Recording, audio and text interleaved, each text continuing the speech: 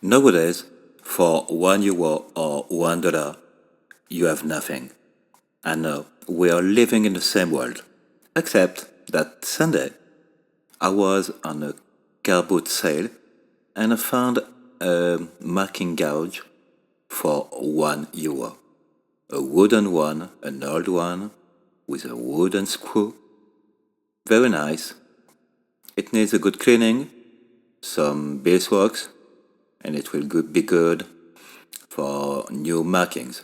And a marking gouge is never useless, whether you are a beginner, a seasoned woodworker. I am still Frank, and you are still watching Lux Lux Lucam. Bye!